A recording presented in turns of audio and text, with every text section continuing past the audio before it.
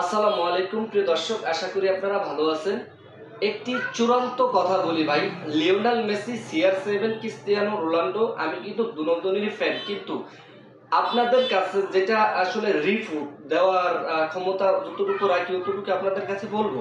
দেখুন, Lionel Messi এমন একটি ক্যারেক্টার, তার খেলার সূচনা লগ্ন থেকে এই বুড়া বয়সে এসেও তার খেলার ধারাবাহিকতা, পারফরমেন্স, ফিটনেস, প্র্যাকটিস, ওয়াল এভরিথিং শুধু ফুটবলের ভিতরেই রাখেন।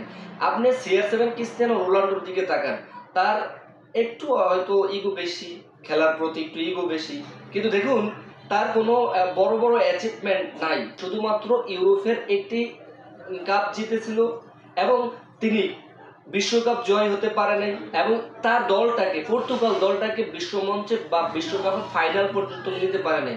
লিওনেল মেসির বড় বড় রেকর্ড আছে, তেমনিভাবে তার আউট অফ ক্যারেক্টার তো শো হয়।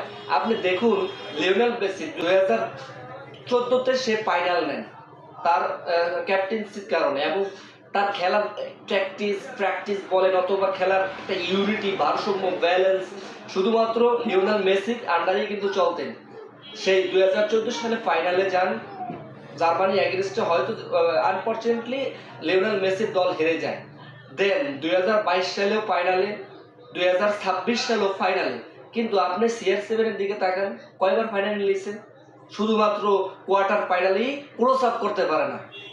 মাইন্ড করেন না ভাই, সেই লিওনেল মেসি এখন বর্তমানে ইন্টার মিয়ামির খেলেন, এবং সেই জায়গায় বুড়া বয়সে দেখুন ভাই, তার খেলার ডিপলিং, ক্রসিং, তার পার্সিং, এবং নিজে এখন আর গোল দেন না, এখন একটুখানি তার সতীর্থ দিয়ে গোল দেওয়ান। একবারে ভাই দেখুন, কাছে পাইছে, বল দিবে, অপরচুনিটি, বিগ অপরচুনিটি, গোল দিতে পারে, এবং মানে একবারেই বলে কারা, মানে ভাষ্যকাররা একবারেই বলে যে লিওনেল মেসি গোল, এরকমটা বিষয়, আসলে গোল দেন না, শেষ পর্যন্ত গোল করায় দেন সতীর্থদেরকে দিয়ে। এবং তারা সতীর্থরা তো, ক্যাসিমিরো তো নিজেই বলেছে সেই ব্রাজিলে যে আমি লিওনেল মেসির দলে হয়ে খেলতেছি, এটা গর্বিত।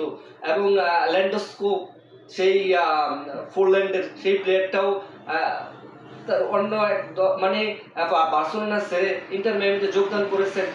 সেই ইন্টার মিয়ামিতে যোগদান করেছেন ঠিকই, কিন্তু অন্যান্য প্লেয়াররাও এখনো লিওনেল মেসির জন্যই খেলতে আছেন, আর লিওনেল মেসি তাদেরকে খেলিয়ে দেন, তাদেরকে দিয়ে গোল করান।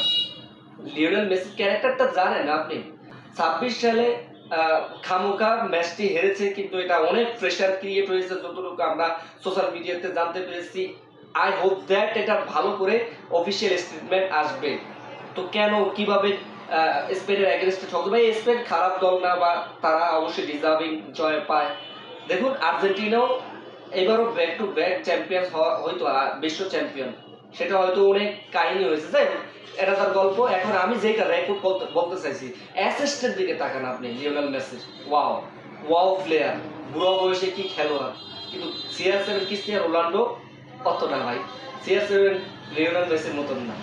আর লিওনেল মেসি শেষ সময় এসেও, এবং 2030 বিশ্বকাপ খেলবে কিনা এখনো সেটা চলমান, হয়তো 2000 মানে কোপা আমেরিকা লাস্ট খেলেই বিদায় নেবেন, এতটুকু আমরা জানি। যাই হোক, লেটস হোয়াট হ্যাপেন। লিওনেল মেসির জন্য বিউটি, আর CR7 তো লিওনেল মেসির সাথে মিল হবে না।